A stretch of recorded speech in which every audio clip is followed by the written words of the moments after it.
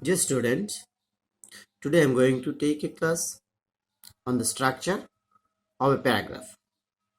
An ideal paragraph follows a logical structure. একটা আদর্শ প্যারাগ্রাফের অবশ্যই একটা যৌক্তিক স্ট্রাকচার রয়েছে. A structure of a paragraph belongs to topic sentence, developers and concluding sentence.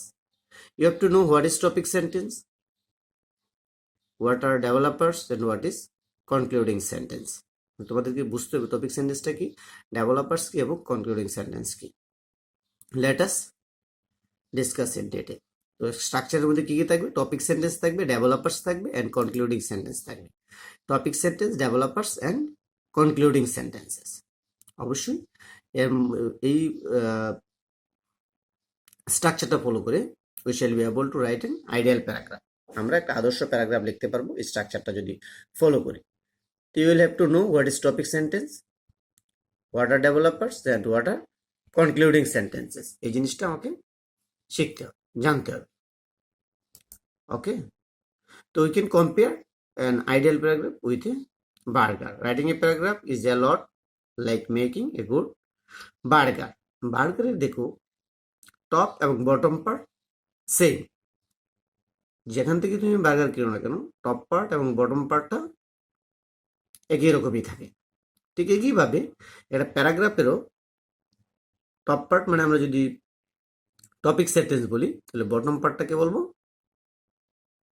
Concluding sentences.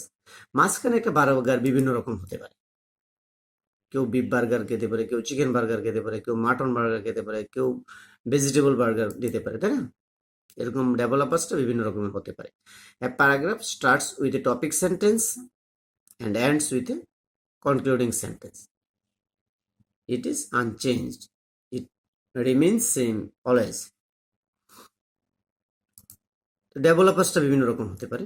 এটা beef হতে পারে, মাটন হতে পারে, চিকেন হতে পারে, ভেজিটেবল হতে পারে. ওকে, সুস্বাদু করার জন্য বার্গারের মাঝখানে যার যার রুচি অনুযায়ী সে সেই ধরনের এলিমেন্টগুলো ব্যবহার করে. ঠিক একইভাবে ডেভেলপার্সটা হবে, ডেভেলপার্স জন্য যে সেন্টেন্স হিসেবে যে আমরা সেন্টেন্সগুলোকে লিখবো সেই সেন্টেন্সগুলো কি করবে? টপিকটাকে পরিচিত করবে, ডেসক্রাইব করবে টু দ্য রিডার্স.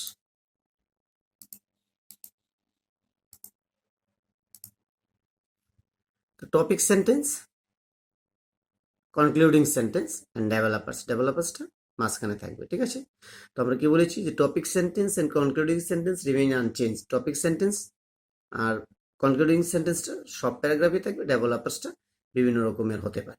ওকে, তো now we shall no what is topic sentence. Topic sentence জিনিসটা কি? Topic sentence comes at the beginning of a paragraph. মানে টপিক সেন্টেন্সের মাধ্যমেই প্যারাগ্রাফটা স্টার্ট হয়. We starts a paragraph with a topic sentence. তো topic সেন্টেন্সটা কি করে? ইন্ট্রোডিউস আ টপিক. যে টপিকটা সম্পর্কে তুমি প্যারাগ্রাফ লিখতে চাচ্ছ সেটাকে সে পরিচিত করবে, ইন্ট্রোডিউস করবে. It is a general statement. ঠিক আছে, suppose you are going to write a paragraph on load shedding. তো at first what will you write? At first we shall write load shedding means the discontinuation of power supply in a certain place for a certain period. ওকে, এভাবে তো আমরা শুরু করি নাকি? তো এটাই হচ্ছে টপিক সেন্টেন্স. টপিক সেন্টেন্সের মাধ্যমে আমরা টপিকটাকে পরিচিত করি. ঠিক আছে, নেক্সট দেখো ডেভেলপার্স. ডেভেলপার্সটা কি? Developer supports your topic sentence and ads detail of the topic.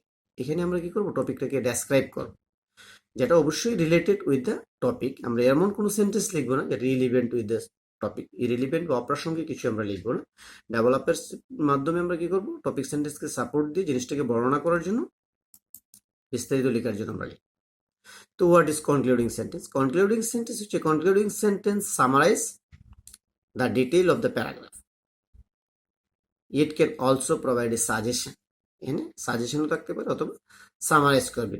Total টপিকটাকে আমরা সামারাইজ করবো. ওকে, have you understand? I hope all of you have understood topic sentence, developers and concluding sentences. You will try to follow this structure when you are going to write a paragraph. Okay, তো দেখো এখানে কিছু sentence দেওয়া আছে, তোমাদেরকে বলতে হবে কোনটা এখানে টপিক সেন্টেন্স হতে পারে, কোন সেন্টেন্সটা কনক্লুডিং সেন্টেন্স হতে পারে. এবং ডেভেলপার্সটা কি হতে পারে, এগুলো আমরা এখান থেকে বের করব। Many parts of the country get flooded and people's home and businesses are damaged. Usually, it is the poorest people that are most affected by the damage caused by monsoon. Action should be taken to prevent this problem. Rainy season can cause many problems in Bangladesh. It brings a lot of rains in the country. তাহলে কি হতে পারে, rainy season, নিশ্চয়ই আমরা প্রথমে লিখতে পারি it may be the topic sentence. Rainy season can cause many problems in Bangladesh.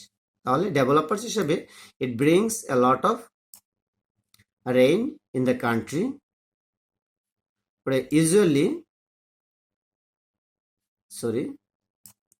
Many parts of the country get flooded and people's home and business are damaged. Usually it is the worst people, it is the poorest people that are most affected by the damage caused by monsoon. এবং finally suggestion হিসেবে আমরা বলেছিলাম যে concluding sentence অবশ্যই suggestion থাকে, তাই না? Suggestion হিসেবে আমরা এটা লিখতে পারি। তাহলে দেখো, ডেভেলপার্স আমরা এটা লিখলাম, কনক্লুডিং সেন্টেন্স লিখলাম, এবং এটাকে আমরা লিখলাম কি, টপিক সেন্টেন্স। ঠিক আছে, তো টপিক সেন্টেন্সে এখানে রেনি সিজনের একটা সাধারণ পরিচিত রয়েছে, এবং অবশেষে আমাদের কিছু একটা পরামর্শ রয়েছে। Action should be taken to prevent this problem. ফ্লাডটাকে, সমস্যা দূর করার জন্য আমরা পদক্ষেপ নিতে পারি। ঠিক আছে,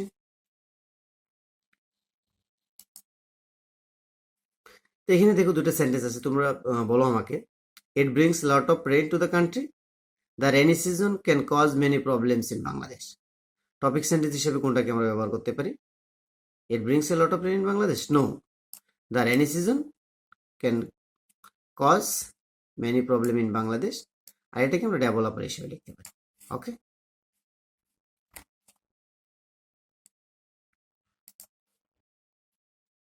there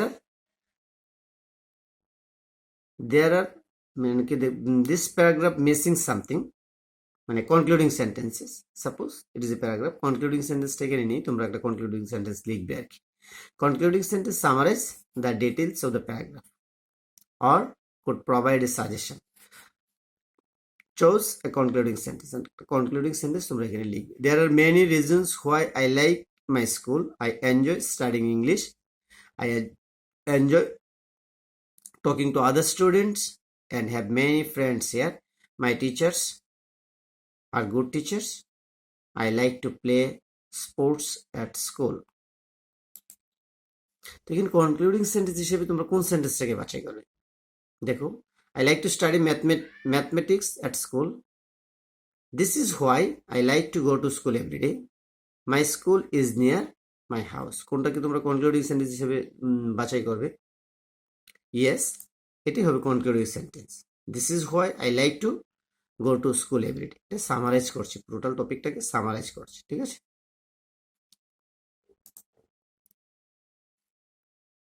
this is another paragraph that is missing a concluding sentences. Remember, a concluding sentence summarizes the details of the paragraph or provide a suggestion. আরেকটা প্যারাগ্রাফ, এখানে তোমরা অবশ্যই কনক্লুডিং সেন্টেন্সটা লিখবে। The inclusion of more girls in education would lead to positive change in Bangladesh. বুঝতে পেরেছো নিশ্চয়ই? শিক্ষাক্ষেত্রে মেয়েদের বা নারীদের অধিক অংশগ্রহণ একটা ইতিবাচক পরিবর্তন নিয়ে আসতে পারে Bangladesh. If a female child has the opportunity to go to school, she could be more informed to the choice she has in life. যদি if a female child has the opportunity, যদি অপরচুনিটি মানে সুযোগ থাকে, সুযোগ সুবিধা to go to school, বিদ্যালয়ে যাওয়ার, she could be more informed, আর বেশি জানতে পারবে সে, of the choice she has in life, তার জীবনে যে পছন্দগুলো আছে সেই সবগুলো সম্পর্কে সে আরো বেশি জানতে পারবে, কিভাবে সে পছন্দটা বাছাই করবে বা পূরণ করবে। She may decide to marry later, সে সিদ্ধান্ত নিতে পারবে দেরিতে বিয়ে করার জন্য, and decide to have less children, কম সন্তান নেওয়ার সিদ্ধান্ত নিতে পারবি।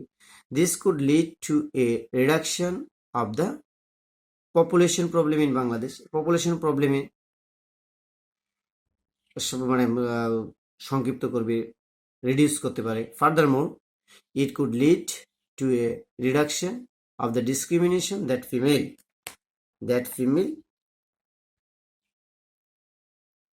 faces in the country.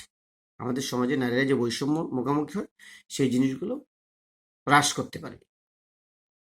Because this girls will be more aware of the rights that they have.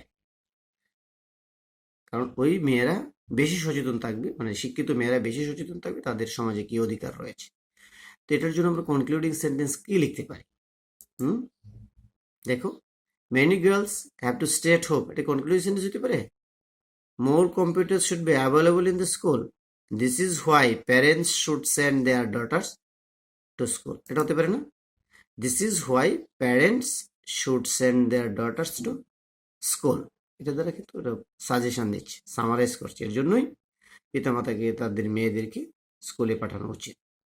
তো টপিক সেন্টেন্স হচ্ছে ইন্ট্রোডিউস দ্য টপিক, ডেভেলপার্স হচ্ছে কি describe the theme, and concluding sentence summarise the topics and give some advice or suggestion.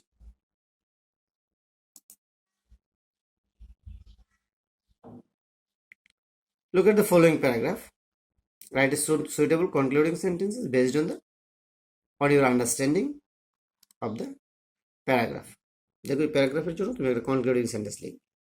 Learning English has become more important these days.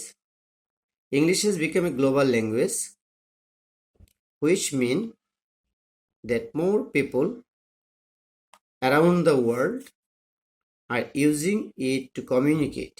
Therefore, knowing English is necessary to be able to communicate with people of different countries and can help someone find a good job. English is also necessary to use computer and internet, so people cannot start learning how to use computer without knowing some English first. Importance of learning English, এই টপিকের জন্য আমরা learning English has become more important this days. Topic sentence, এবং আমাদেরকে এখানে developers রয়েছে, কিন্তু আমাদের কনক্লুডিং সেন্টেন্সটা তোমাকে লিখতে হবে। কি হতে পারে? তোমরা লিখতে পারো this is why all of us should learn English.